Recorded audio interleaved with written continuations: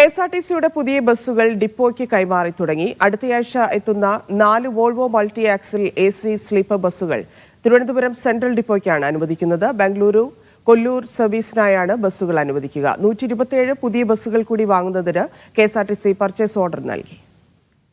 ഓണസമ്മാനമായി മലയാളിക്ക് കെഎസ്ആർടിസി സമ്മാനിച്ച ബസ്സുകൾ ഓണത്തിന് പ്രത്യേക സർവീസ് നടത്തിയിരുന്നു. സാധാരണ സർവീസിനായി ഉപയോഗിക്കാനായിട്ടാണ് ഡിപ്പോകൾക്ക് കൈമാറുന്നത്.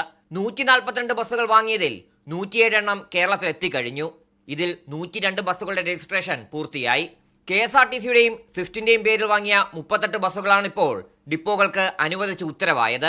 ഡിസൈൻ കൊണ്ട് ഹിറ്റായ അശോക് ലൈലാൻഡിന്റെ 2 AC സ്ലീപ്പർ ബസ്സുകൾ പത്തനംതിട്ടയ്ക്ക് കിട്ടി. സീറ്റർ ഒരെണ്ണം കോഴിക്കോടിന്. സീറ്റർ കം സ്ലീപ്പർ ബസ്സുകളിൽ 4 എണ്ണം വീതം തിരുവനന്തപുരം സെൻട്രലിനും കൊട്ടാരക്കര ഡിപ്പോയ്ക്കും ലഭിച്ചു. 2 എണ്ണം കോട്ടയം ഡിപ്പോയ്ക്കാണ്.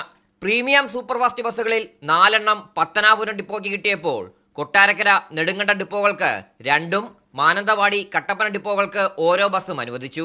പാല തൃശൂർ ഡിപ്പോകൾ 2 വീതം ഫാസ്റ്റ് പാസഞ്ചറും നെടുങ്കണ്ടം എറണാകുളം ഡിപ്പോകൾക്ക് ഓരോ ബസ്സും കൊടുത്തു. ലിങ്ക് ബസ്സുകൾ ഓരോന്ന് വീതം ചാത്തന്നൂരും പെരുമ്പാവൂരും സർവീസ് നടത്തും. കാട്ടാക്കട ആലുവ കോന്നി ഡിപ്പോകൾക്ക് ഓരോ ഓർഡിനറി ബസ്സും നൽകിയിട്ടുണ്ട്.